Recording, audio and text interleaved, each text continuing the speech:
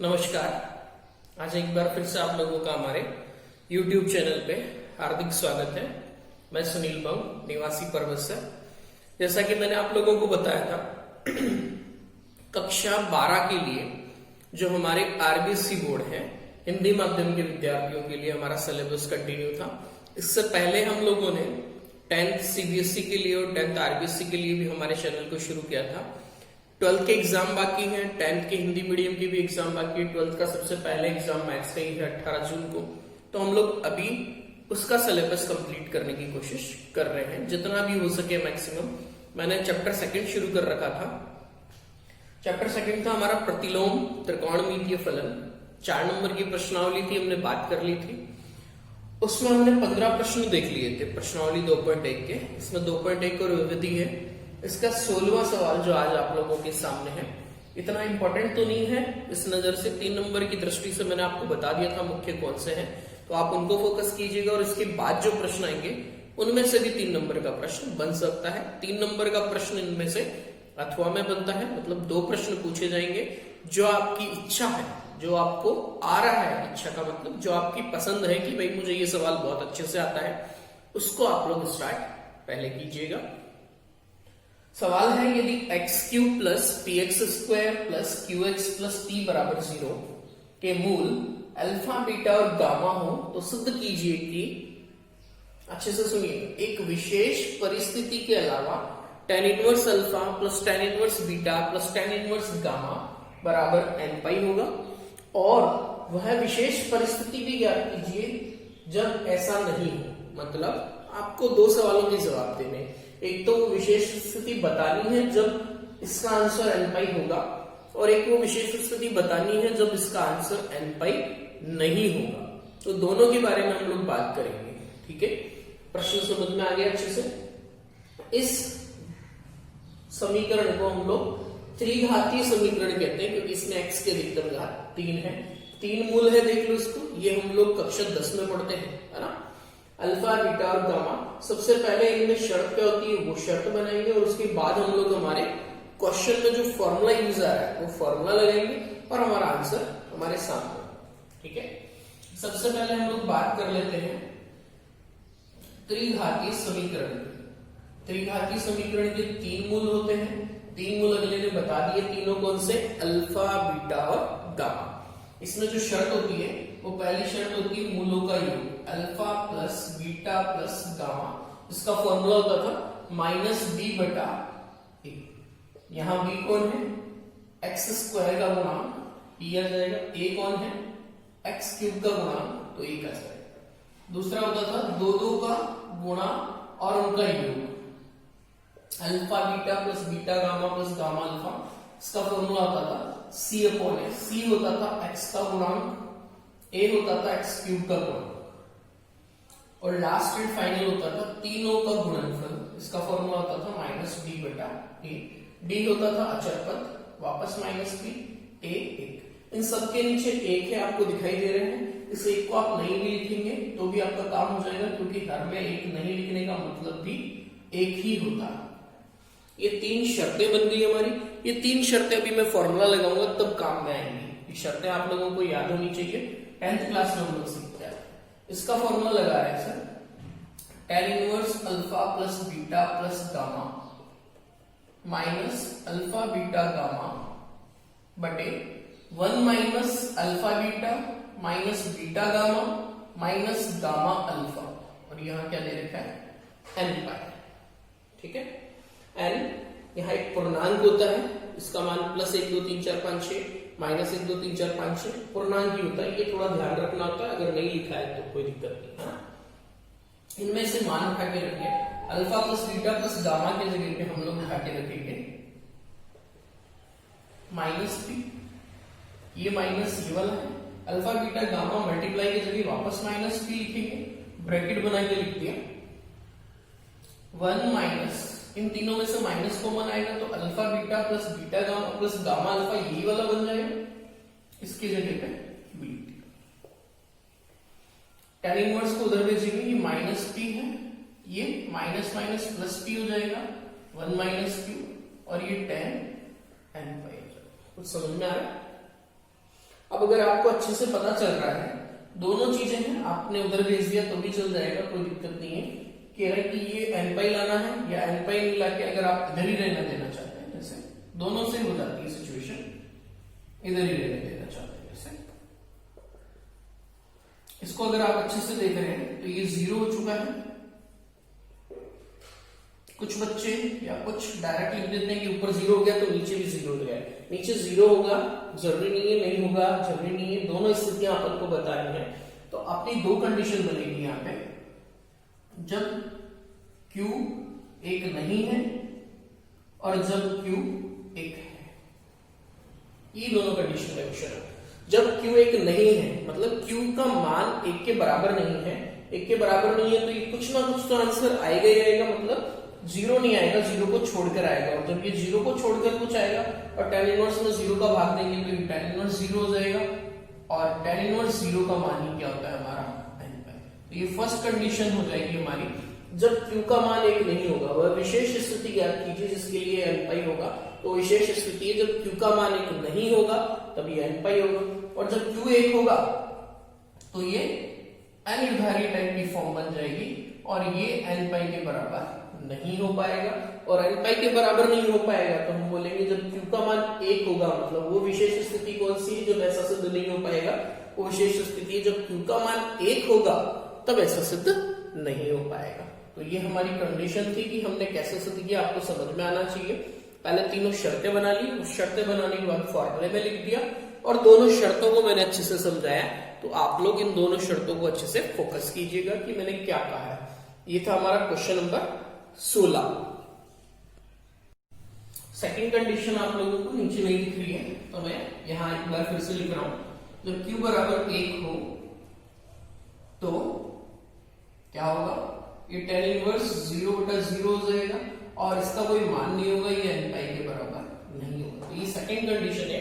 First तो है Q का मान 1 नहीं होगा तो सिद्ध हो जाएगा n पाई, और सेकंड कंडीशन है जब Q का मान 1 होगा तो ऐसा सिद्ध नहीं हो पाएगा। ठीक है, तो यहां मैंने अच्छे से लिख दिया ताकि आपको नजर आ जाए, नीचे नजर नहीं आ रहा है इसके लिए। ये था क्वेश्चन नंबर 16। क्वेश्चन नंबर 17, अगले जो प्रश्न है 17वां, जैसे मैंने कहा था 17 से लेके 25 तक के जो प्रश्न है उनमें लिखा है निम्न समीकरणों को हल कीजिए। अब हम लोगों को ये जो प्रश्न दे रखे हैं इनमें समीकरणों को हल कीजिए। समीकरणों को हल करने का मतलब हमें सिद्ध नहीं करना है, हमें इन समीकरणों में जो चर आ रहा है, x आ रहा है या और भी कोई चर हो सकता है यहाँ पे, उस चर का मान ज्ञात करना है। बाएं और दाएं दोनों को सरल करना है, दोनों की मदद से सरल करना है, दोनों को बिल्कुल सरल करके x का मान निकाल के देना है, सिद्ध नहीं करना है। इन प्रश्नों में थोड़ा सा ये ध्यान रखना होता है बच्चों को कि प्रश्न कहना क्या चाहता है हमसे, वो हम लोगों को पहले क्लियर होना चाहिए, वरना बड़ी दिक्कत आती है ना। तो प्रश्न देखिएगा अच्छे से, sec inverse x by a minus sec inverse x by b बराबर sec inverse b minus sec inverse a की सहायता से x का मान ज्ञात करके बताना है। सबसे पहले sec इनवर्स को cos इनवर्स में बदलिए,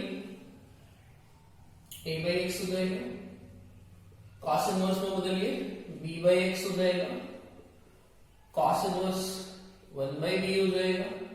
हम लोगों ने फॉर्मूला पढ़ रखा है sec इनवर्स को cos इनवर्स में बदलने का, उल्टा हो जाता है अंदर वाला जो मान होता है, ये a है तो 1 बाई a हो जाएगा। क्लियर। cos इनवर्स में क्यों बदला, क्योंकि हमें cos इनवर्स के फॉर्मूले पढ़ रखे, हमने sec इनवर्स के फॉर्मूले नहीं पढ़ रखे। क्लियर। अब अगर इसको सरल करते हैं आप तो यहाँ फॉर्मूला लगेगा cos inverse x minus cos inverse y का, पर यहाँ पे अगर आप अच्छे से देखेंगे तो ये a बाई एक्स या b बाई एक्स एक दूसरे से कट नहीं पाएंगे, तो इनको थोड़ा सा हमें पक्षांतरण पहले करना पड़ेगा, यहाँ थोड़ा दिमाग लगाना पड़ता है। यहाँ एक बार अगर हमारी प्रैक्टिस हो रखी रहेगी या हमने इस क्वेश्चन को प्रीवियस में कर रखा रहेगा तो ये आइडियाज क्लिक होते हैं। शुरुआत में एक बार में क्लिक नहीं हो पाते हैं बच्चों से, जब करता है बच्चा 2 बार प्रैक्टिस 3 बार प्रैक्टिस तब उसको समझ में आता है कि इस तरीके से तो इजी हो रहा है और इस तरीके से लेंथी हो रहा है। मैंने क्या किया, कुछ समझ में आ रहा है आप लोगों को? मैंने इस क्वेश्चन में 1 बाई a को इधर भेज दिया और b बाई x को इधर भेज दिया ताकि अभी कट जाए। देखिएगा यहाँ दोनों में प्लस वाली सब समीकरण लगेगी और प्लस वाली में cos इनवर्स में उल्टा होता है system.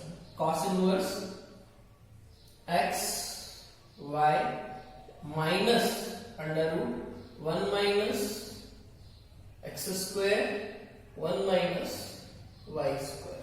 Similarly cos inverse x y minus 1 minus x square under root 1 minus y square. कुछ समझ में आ रहा है? मैंने फॉर्मूले ही लिखे हैं। यहाँ x के जगह पे 1 बाई बी है, y के जगह पे b बाई एक्स। यहाँ x के जगह पे a बाई एक्स है, यहाँ y के जगह पे 1 बाई a है।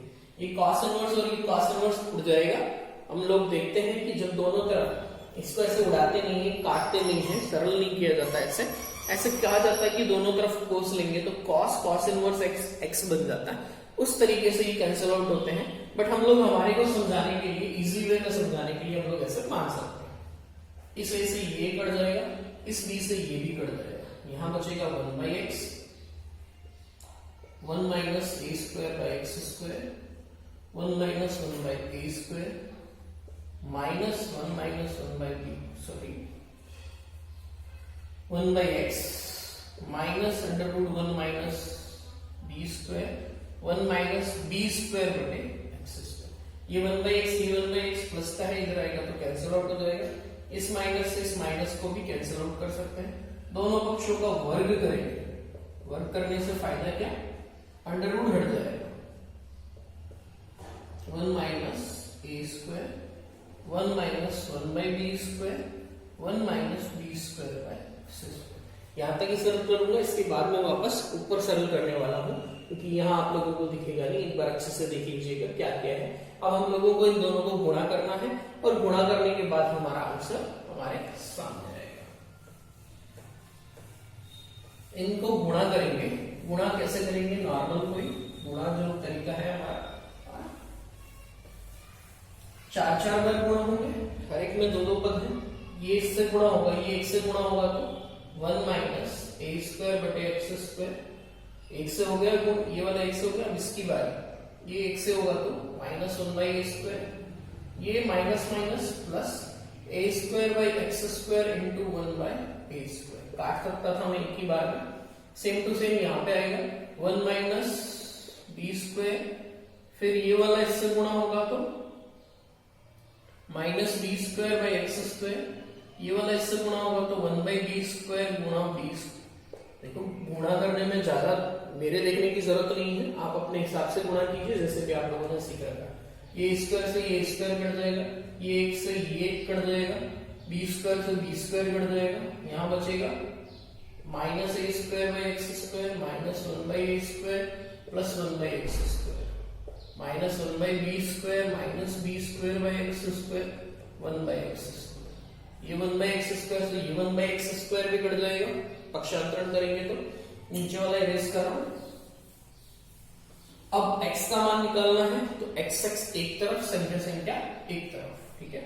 ये minus a square by x square वो इधर आएगा तो plus b square by x square. ये उधर जाएगा तो प्लस का हो जाएगा LCM minus a square plus b square a square b square minus a square plus b square. इन दोनों को अगर अच्छे से देख रहे हैं तो दोनों सेम में कट जाएंगे और जो गुणा करेंगे एक्स स्क्वायर बराबर ए स्क्वायर बी स्क्वायर। यहां से x का मान आएगा प्लस माइनस ए बी। जब जब 2 मान आते हैं, मैंने पहले भी बताया स्क्वायर हटाते हैं तो 2 मान लिखने होते हैं हम लोगों को प्लस माइनस। इनमें से प्लस वाला वैलिड है, माइनस वाला वैलिड नहीं है। क्यों नहीं है वो यहाँ देख सकते हैं हम लोग। वेरीफाई करवाऊंगा अभी मैं, माइनस वाला संभव क्यों नहीं है, प्लस वाला ही मान्य है इसमें। तो x का एक ही आंसर आ रहा है, ए फाइनल आंसर। माइनस वाला क्यों मान्य नहीं है उसके बारे में बताऊंगा उसके बाद। क्लियर है यहाँ तक? माइनस वाला क्यों मान्य नहीं है और हमें कैसे पता चलेगा, सिर्फ कब देखना है कब नहीं। देखो बच्चों, देखना होता है तब जब आंसर एक से ज्यादा आते हैं और दोनों सेम टाइप के आते हैं, तब तो देख ही लेना होता है। जैसे एक प्लस का एक माइनस का तो देखना बनता है कि भाई क्या देख लीजिए।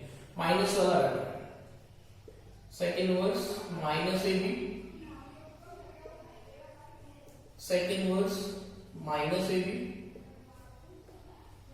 बाया पाश LHS। बस यहीं से देख लीजिएगा, अगर ये दाया बन जाता है तो सही। सेकेंड वर्स माइनस बी को हम लोग ऐसे लिख सकते हैं pi minus sec inverse b. इसको हम लोग लिख सकते हैं pi minus sec inverse a. Clear? ये पाई है, ये माइनस पाई कट जाएगा, या माइनस सेक इनवर्स बी बचेगा, minus minus plus sec inverse. Check कर लो अगर ये आरएचएस है तो सही। आरएचएस में sec inverse minus sec inverse a minus का, सेक इनवर्स भी प्लस का, हमारे उल्टा है, इसलिए ये वाला मान मान्य नहीं है। इसलिए माइनस ए भी आंसर नहीं है, प्लस ए भी आंसर, एक ही आंसर है इसका, प्लस ए भी। ये था क्वेश्चन नंबर 17, एक्स का मान। नेक्स्ट प्रश्न संख्या 18 है हमारे सामने। Cos inverse x square minus 1/x² plus 1 plus tan inverse 2x/x² minus 1 बराबर 2π/3। सिद्ध नहीं करना है, चर x का मान हमें ज्ञात करना है। ऐसा लग रहा है जैसे फॉर्मूले ही दिए हो हमारे सामने, थोड़ा सा चेंजेस करके। कॉस इनवर्स माइनस कॉमन ले रहा हूं तो ये उल्टा हो जाएगा, 1 प्लस का और x² माइनस का, और ये आगे पीछे आप कैसे भी लिख सकते हैं, इसमें कोई दिक्कत नहीं है, प्लस में कोई दिक्कत नहीं है। सिमिलरली माइनस कॉमन ले रहा हूं तो ये उल्टा हो जाएगा, 1 माइनस x²। फर्स्ट स्टेप में मैंने माइनस ही कॉमन लिया है। Clear? Cos inverse minus x को हम लोग क्या लिखते थे, pi minus cos inverse x. Tan inverse minus x को क्या लिखते थे, टेन इनवर्स माइनस एक्स को माइनस टेन इनवर्स एक्स, 2π/। इस पाई को उधर भेज दो, ये वाला cos इनवर्स 1 माइनस x² बटे cos इनवर्स बटे 1 plus x², 2 tan inverse x का फॉर्मूला है, ये माइनस आ गया। ये भी 2 tan इनवर्स x का फॉर्मूला है, दोनों माइनस, 2π/3 माइनस पाई, ये पाई उधर चला गया, -2 -2 -4 tan इनवर्स x। एलसीएम लेके 2π माइनस 3π, -4 tan इनवर्स x बराबर -π/3। माइनस से माइनस कट जाएगा, 4 नीचे चला जाएगा, π/12। x की वैल्यू निकालनी है, tan इनवर्स उधर चला जाएगा, tan π/12। ये आंसर आ गया। x का ही तो मान निकालना, चर का ही तो मान निकालना। एक बार वापस देख लीजिएगा अच्छे से।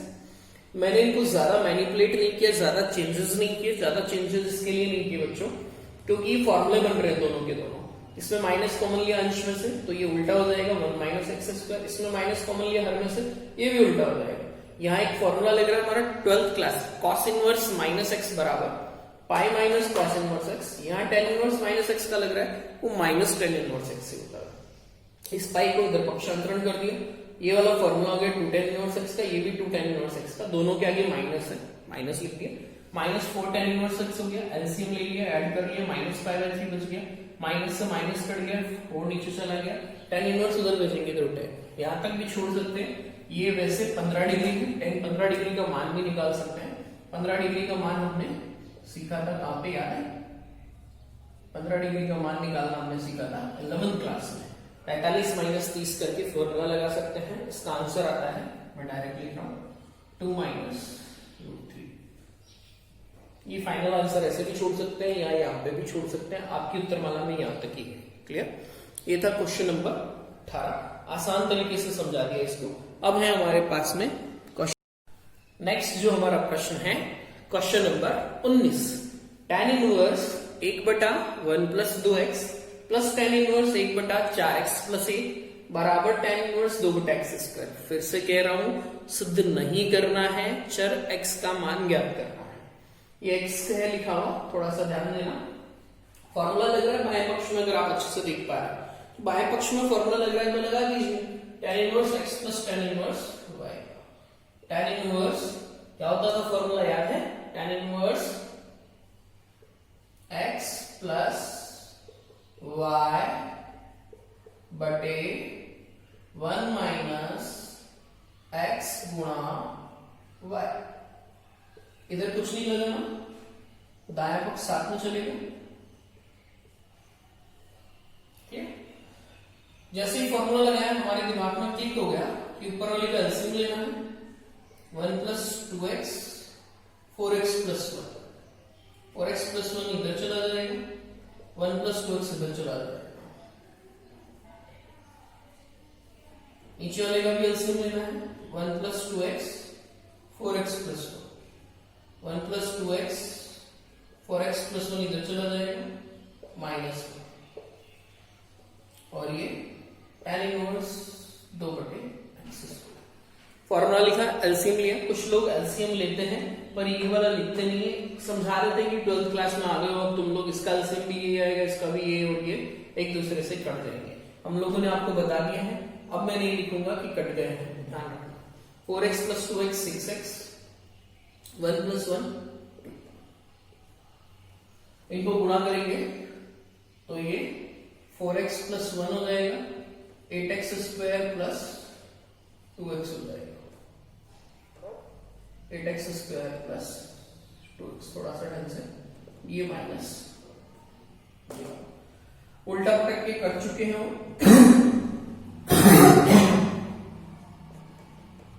सॉरी, ये tan इनवर्स से ये tan इनवर्स हट जाएगा, आपको पता ही है। ऊपर वाले में 2 को मना रहा, 3x प्लस 1, नीचे वाले में ये 1 से 1 कट जाएगा, 8x² प्लस 6x है, उसमें से 2x कॉमन लेंगे, 4x प्लस 3 हो जाएगा, 2/x²। इस 2 से इस 2 को काट सकते हैं, x से x को काटा नहीं जा सकता, वज्र गुणा करेंगे, 3x³ प्लस x², 4x² को 2 से करेंगे 8x², 3x को 2 से करेंगे 6x, 3x³ minus 7x² minus 6x बराबर 0, x common, 3x² minus 7x minus 6 बराबर 0, यहां से x बराबर 0, 3x² माइनस 7x माइनस 6, एक क्वाड्रेटिक है, द्विघातीय समीकरण है, टुकड़े करना शीघ्राचार्य लगाना आपको आता है, मैं सिर्फ टुकड़े बताऊंगा। -2x और माइनस 9x और प्लस 2x हो जाएंगे, इसके फैक्टर टुकड़े हो जाएंगे। फाइनल आंसर में डायरेक्ट बता सकता हूँ, -9 उधर जाएगा, +9 divided by 3, this one is 3, -2/3। ये मेरे को डायरेक्ट आंसर का तरीका आता है, आप लोग फैक्टर करना है, आपको नहीं करना है डायरेक्ट तरीके से, आपको आंसर निकालना है, फैक्टर करने हैं। इसके तीनों आंसर आ चुके हैं, तीनों आंसर को यहाँ रख के चेक कर लीजिए सही बन रहा है कि नहीं। इसमें एक करके चेक करवा, 0 रखना, यहाँ 0, यहाँ 0, यहाँ 0, ये अनंत हो जाएगा, tan इनवर्स अनंत π/2 होता है, ये π/2 आ गया, ये 1 रह जाएगा यहाँ पे, tan इनवर्स 1 π/4, ये भी tan इनवर्स 1 π/4, 45 और 45 90 डिग्री, वो भी 90 डिग्री, तो x बराबर 0 भी मान्य है। ऐसे ही तीनों मान रख के चेक कर सकते हो मान्य है या नहीं है। समय रहता है तो फटाफट चेक कर लीजिए, समय कम लगता है तो चेक आके बाद में कर लीजिएगा, पेंडिंग छोड़ दीजिएगा, कोई दिक्कत नहीं है। यहाँ कटेगा तो भी बिल्कुल न के बराबर आपका आंसर का कटता है, वरना कई बार सही हो जाता है। तो चेक करने में टाइम पहले वेस्ट नहीं करें, पहले जाया नहीं करें अपने समय को, बाद में आगे कर लें जब समय बचता है, क्योंकि गणित के पेपर में हम सबको पता है समय की शॉर्टेज रहती है, समय की बहुत ज्यादा कमी रहती है लोगों को, क्योंकि गलतियां हो जाती है, कंफ्यूजन हो जाती है। इसके लिए बाद में कर सकते हैं ऐसी चीजों को वेरीफाई। क्लियर? ये था हमारा क्वेश्चन नंबर 19। आज हम लोगों ने देखा प्रश्न संख्या 16, 17, 18, 19। मैंने इनमें से चारों ही प्रश्न आपको करवाए हैं, आज मैं यहां तक ही दे रहा हूं। एक मैंने आपको होमवर्क दिया था प्रश्न संख्या 1 से 10, उनको आप लोगों ने कर लिया होगा। कुछ डाउट्स नहीं आ रहे हैं आप लोगों के पास में, या मुझसे पूछे नहीं जा रहे हैं, तो यही कहना चाहूंगा आप लोगों को कि थोड़ा समय निकालिए अपने लिए, अपने आप के लिए, अपनी पढ़ाई के लिए, ताकि आप लोग थोड़ा अच्छा कर पाए आगे के लिए। तो विविध के और प्रश्न कीजिएगा आप लोग, 11 से 15 को और कोशिश कीजिएगा, और इनमें से बाकी के जो प्रश्न है 25 तक जो प्रश्न है वो हम लोग देखते जाएंगे। जो हार्ड होंगे वो सारे ही करवाऊंगा, जो आसान होगा वो दूंगा, वरना विविध आप लोगों को करनी रहेगी। तो आज हमारा क्वेश्चन नंबर 19 तक कंप्लीट है। ठीक है, बस लास्ट में जाते समय आप लोगों से यही कहना चाहूंगा कि ज्यादा से ज्यादा हमारी वीडियोस को लाइक कीजिए, शेयर कीजिए अपने दोस्तों के साथ में। जो भी कक्षा 12 में है एटलीस्ट उन लोगों तक तो हमारा वीडियो पहुंच जाए, ताकि उनका थोड़ा सा बेनिफिट निकल के इस टाइम पीरियड में निकल के आए। क्योंकि स्कूलें खुलने का या आगे की गाइडलाइंस का जैसे सरकार कहेंगी वैसे पालन करेंगे, कितना टाइम लग जाता है उन चीजों में, हम लोग हमारा समय वेस्ट नहीं करें। यही कहना चाहूंगा, ज्यादा से ज्यादा वीडियो को पसंद कीजिए, लाइक कीजिए जिनको अच्छा लग रहा है, और अपने दोस्तों के साथ शेयर कीजिए और सब्सक्राइब कीजिए, ताकि हमारा चैनल थोड़ा ग्रो करे इन सब चीजों के लिए, और हमें भी बेनिफिट नजर आए और आपको भी आपका फायदा नजर आए, ठीक है। और जो वीडियो को ना पसंद कर रहे हैं उन लोगों से इतना ही कहना चाहूंगा कि भाई अपना कारण लिख दीजिए कि आप क्यों वीडियो को ना पसंद कर रहे हैं। कोई दिक्कत नहीं है, आप डिसलाइक का बटन क्लिक करते हैं, कोई आपत्ति नहीं है, पर आप कमेंट जरूर कर दीजिए कि मुझे ये दिक्कत है, ताकि मैं उस समस्या को अपने हैंडल से जितना भी दूर हो सके कोशिश करूंगा आपको संतुष्ट करने की। धन्यवाद।